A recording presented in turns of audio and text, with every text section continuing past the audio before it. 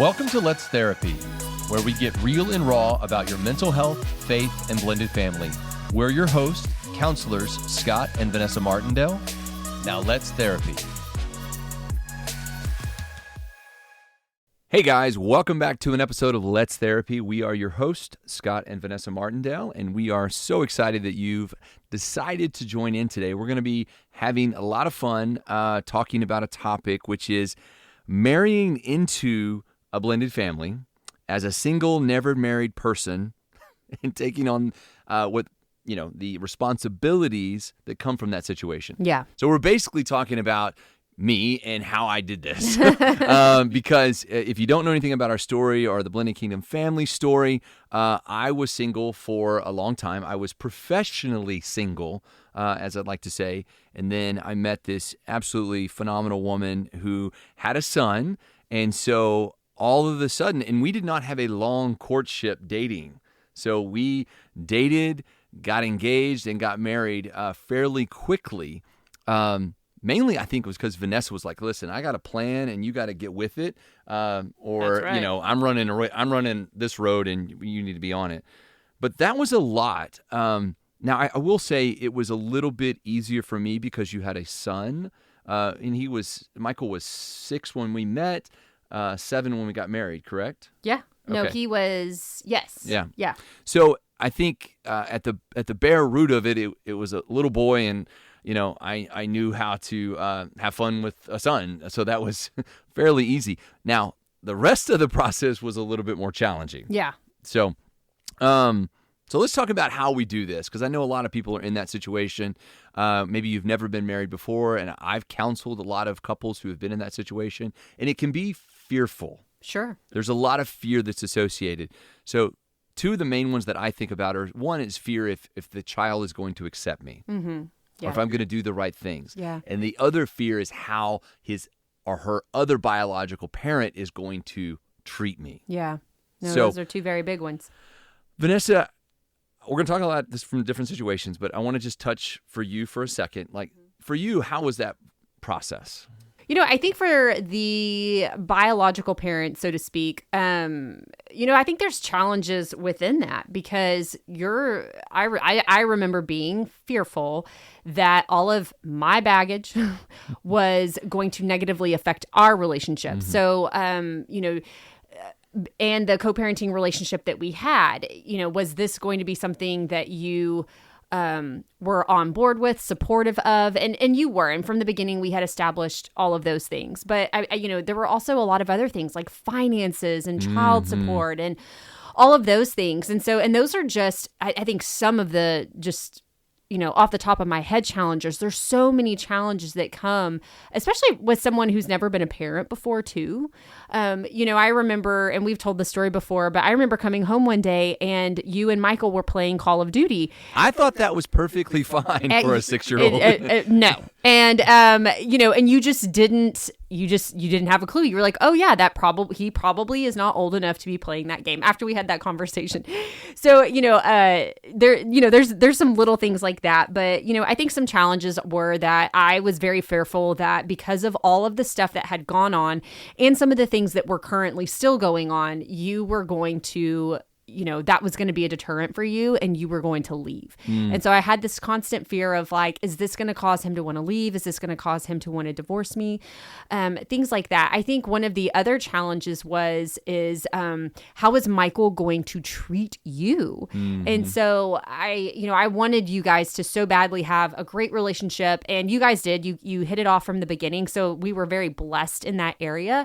But it was also, when was that time going to come where he says, you're not my dad, you can't tell me what to do? Or, the first time that you guys kind of have one of those arguments, so to speak, or disagreements, and how are we going to navigate that together? I mean, there were so many different things, I think, going through my mind just because it had just been me and him for so long. Yeah. And it's scary. I mean, you don't know what you don't know. And, I think when I look back now, and we've been blended for 10 years, I think, first of all, one thing that is overly present to me is that God had prepared me for that. Through my own experience of being in a blended family, through experiences that I had in my 30s. I was prepared for that. And so I didn't know what I needed to know. Yeah. And I'm kind of grateful that I didn't know everything because I kind of took it day by day and just looked at it and said, hey, well, my first responsibility is to make sure I love his mother. That was my first responsibility, and to make sure that I held on to that. Mm-hmm. And the second thing was, we talk about establishing new roles and boundaries. My role newly coming in was not necessarily to be the disciplinarian. It was to make sure that we created a connection and to make sure that we bonded. And again, we did that a lot through fun. We did it a lot through sports. Yeah. So Michael was a great athlete, and we had a lot of fun playing youth sports together. And I just wanted to make that a priority. So we bonded a lot by just making sure that we had fun together. And at first, Vanessa did the majority of the discipline. And again, dynamics of blended families are all unique. Ours was I was coming in as the head of household. So I knew eventually that would transfer over to me to be that kind of lawmaker and law enforcer. Yeah. But I knew at first it wasn't my responsibility to do that. And I wanted to make sure that those boundaries were set up where Michael knew he can be safe with me and could have fun with me, but parenting could still continue. No, that's so good. I think some of the other challenges that people deal with when it comes to, when you're marrying into a blended family is, you're dealing with the ex-spouse. Yeah. So I did something that was probably a little uncharacteristic. Sure. So I made sure, and I remember that two things I'll say here. One, when I met his dad, I remember this very vividly because I didn't go into the day thinking that was going to happen. I remember we were dropping him off, and it just happened to be like, oh, he's going to be there. And I'm like, oh my gosh, I have to meet him now. Yeah. And I wasn't really prepared for that. I think I had like a 45-minute, heads up, like, hey, this is going to happen. And luckily for me, and I do feel blessed in this, is that he was very respectful and very nice. And we've always, even to this day, have a very respectful relationship. But I remember early on in our, I think we were just married. I remember I made a phone call to him, and I just told him, I said, listen, I just want to make sure that you know my heart for this is I'm not here to replace you.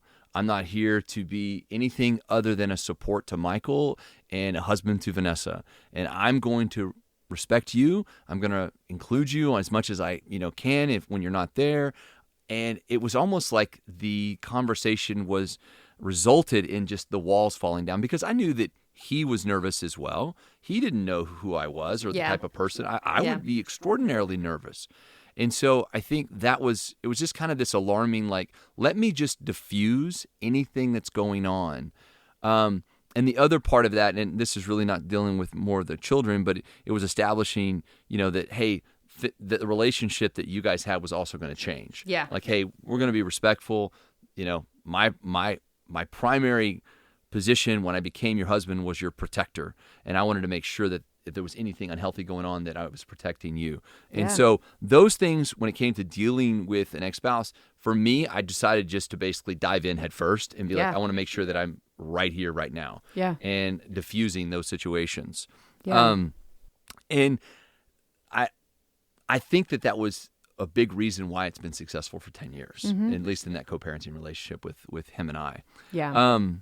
But we're also, we had different parenting styles too. Oh, yeah. I mean, you'd never parented before? Well, I had no parenting style. I had a dog, and I could just leave the dog in the house by herself for a day or two, but I had no parenting style. Yeah. And be honest with you, I didn't really have a great parenting, example. Yeah. I said many times, if my parents had parented me the way they did then, today, they'd probably both be in jail because it just was rough. It was different. It was rough. We were all raised in a different generation, and discipline looked very different. And so, I think that's one thing naturally when you're beginning to blend that in itself is difficult, and that's why we always encourage, premarital counseling. And so that you're going through these basic things that you're going to encounter, whether that's finances, parenting styles, your marriage, your faith, talking through these very important areas, parenting, co-parenting, all of it. And so, I remember, it took a while before you really took the reins over that. And it was really me disciplining Michael. And I think the challenges with that is I think that I was ready for you to step in a lot sooner than you were, but understanding that you and Michael still had to build that foundation of trust. And like you said, that attachment, that relationship, you guys had to bond and establish that before he knew that he could really trust you and trust that what you were saying and trust that what you were doing with the discipline was coming from a good place and not out of a place of anger or resentment or bitterness. And so, I know that can be challenging from the beginning, especially if you have a parent that's never parented before, or your spouse has never parented before. And I think if you're that biological parent, encouraging your spouse in that and saying, hey, this is what worked, or hey, this doesn't work, and giving them, giving them those pockets of opportunities to do a little bit of parenting and being that support and being the person that comes behind and supports them in what they're saying and doing to the child. So the child then can see that you both are on the same page. And if dad says that this is right and my stepmom is doing this, then that means, they're seeing that, dad and stepmom are on the same page, and I can trust her too, and vice versa. And I know that was the situation with us as well.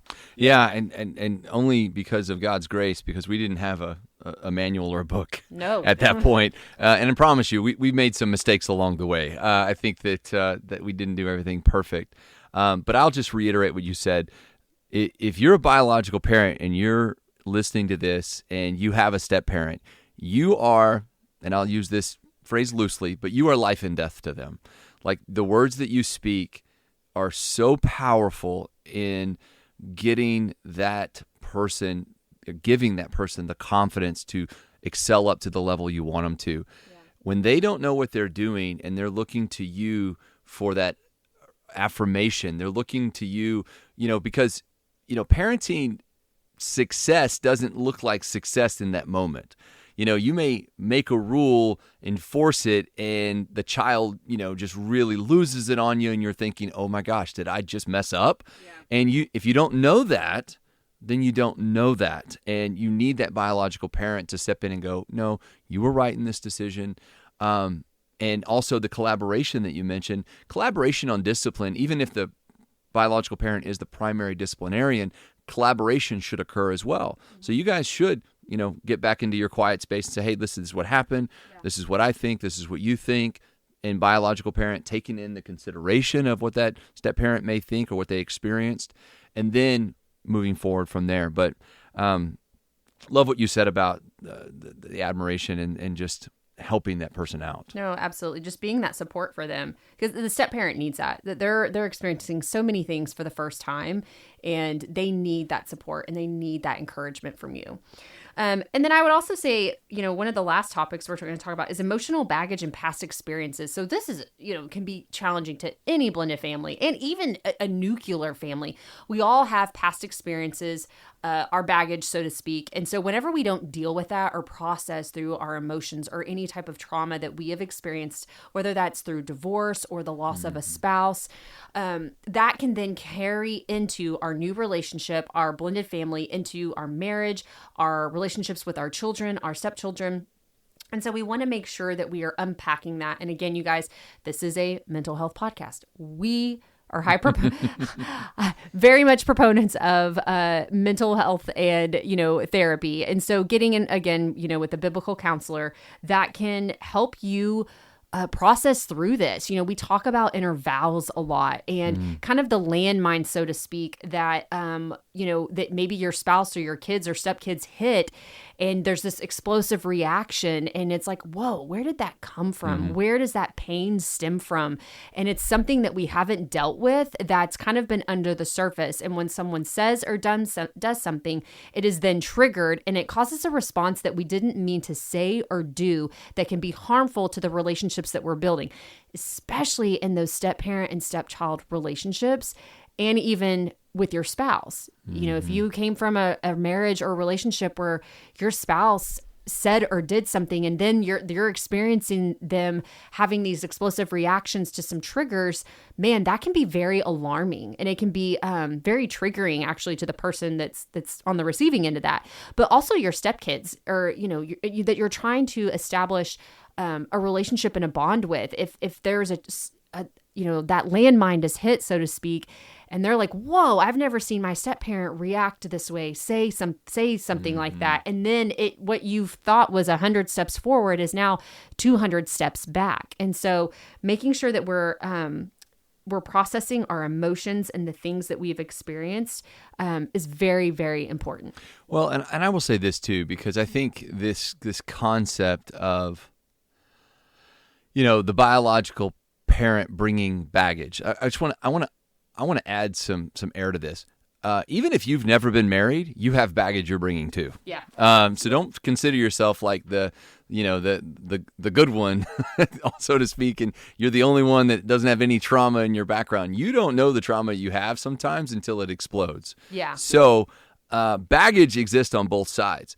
The most important thing is that you start unpacking it as soon as possible and start healing through that. So we're going to round this one out. The concept is how do you deal with coming into a blended family when you've never been married and you have no kids? So I'm going to speak a couple of things of encouragement to you. So number one, acknowledge the fact that you don't know what you need to know. Just acknowledge that. You can't walk into this knowing or thinking that you have all the answers. So be humble and start learning. That's number one. Yeah. Number two, and this probably should have said this first, you need to be praying about this. You need to be praying about, the relationships that you have with the child or children. Yeah. Praying about the relationships that you have with the ex-spouse, and understanding the discernment of, the stories of the ex-spouse, but you don't know them. And your relationship will be unique, and it can be unique. And you can have a good relationship even though the past has been distorted or, sought with, just destruction and pain. Yeah. You can still have a good relationship, and you may be that link that starts healing that relationship. Yeah. So that'd be number one and number two. And number three, have fun with the kids. Kids spell bonding. They spell I love you with F-U-N and T-I-M-E. So sprinkle in fun time, enjoy them, especially if they're little, enjoy them. If you're married into adult children, try to bond with them through the things that they enjoy, and understand that this is all about going through seasons. You'll have seasons that are good, followed by seasons that maybe are not so good, and then so forth and so on. So we hope this has encouraged you. You guys have a wonderful day, and we will see you again soon. Be blessed in all that you do.